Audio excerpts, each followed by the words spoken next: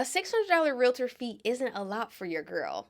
But when you take $600 times the 1.5 million realtors who are members of NAR, that gives NAR $946 million in revenue every single year. We don't even know what NAR does. And why is NAR required by some brokerages and not by others? How is it possible that despite all the emerging technology and access to information, that home sellers are still paying upwards $36,000 in commission to sell their house? And so realtor commissions are now at risk since the $1.8 billion lawsuit against the National Association of Realtors, which was a success. And this has now created a huge possibility of a free market, a healthy competitive market, because home buyers and home sellers may be able to choose a realtor based on their individual service and costs, which of course are not how things are done, where the seller is ultimately stuck with this bill. This historically and customarily 5 to 6% of their sold price. Is this recent lawsuit finally the disruption that's needed to shake up commissions? The next will be the insane fees to be a licensed realtor and the dismantling of the realtor boards, which the whole thing with NAR is it's really just a profit center because the barriers of entry to get into real estate are low, and because the rewards are high, most people are very hopeful. Most people do want to make a lot of money, but they get their real estate license, then they pay these mandated fees to these boards and whoever else, and it results in the average realtor salary is $44,000. And within 5 years, only 13% of realtors remain. I just looked, I spent $650 for the year of 2023 on National Association of Realtor fees that I don't see the value, you guys. What's so wild is these boards are not teaching you technical things that justify the use of a realtor, like, I don't know, studying real estate law. Instead, these boards charge you for certificates in ethics, you guys. Listen, I'm sorry, but ethics is not something you can study. It's who you are. Let me add that I am a licensed realtor. Long story short, I got into real estate by being a lender, by being a realtor first.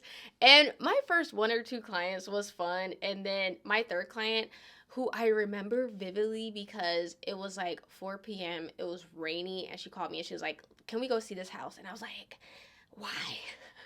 Listen, my background is corporate finance, so I am totally someone who I'm like, just give me a computer and a phone and let me sit in the corner somewhere. I still hold my license because I do realtor deals from time to time, but what is the point of the MLS when we have Zillow? I spent $505 on the MLS fees for the year of 2023, which makes no sense because Zillow has everything you need and the MLS is syndicated with these real estate websites, including Zillow. The MLS is the official hub for realtors to buy and sell homes. But here's the thing. 90% of the MLS systems around the country are owned by NAR. And NAR is required in order for you to use the MLS. And the brokerage requires you to use the MLS to list properties, and to be part of the brokerage, you have to be a member of the NAR. And if you're part of the brokerage, you can make 3 to 6% on a real estate deal.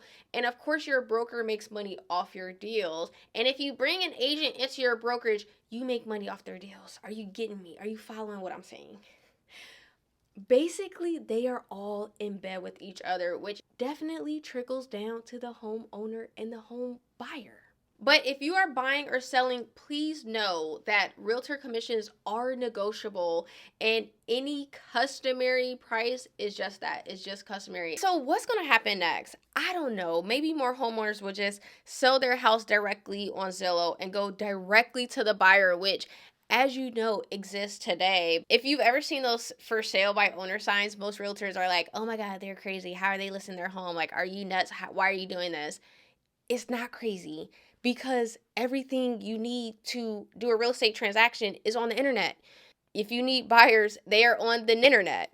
If you need to draw up a contract, you can learn from the internet. If you need real estate law advice, you have a lawyer that costs between $1,200 to $2,000 per real estate transaction. If the real estate industry doesn't wake up, they're going to find themselves with yet another 60,000 in realtors leaving the business, like what already happened in early 2023. And like I said, I just gave you clear alternatives if you just absolutely do not want to use a realtor. So here's the thing I just want to say.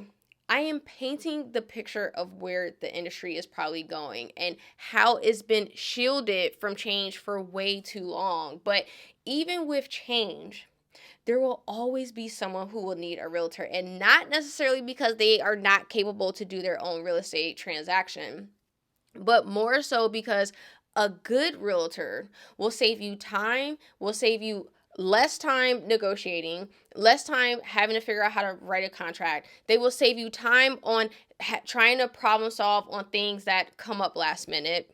So for any trolls out there, let me be very clear that lenders, most specifically me, I am 100% commission. So don't even try to comment that someone's hating on the amount of commission or this is about, oh, making money, whatever.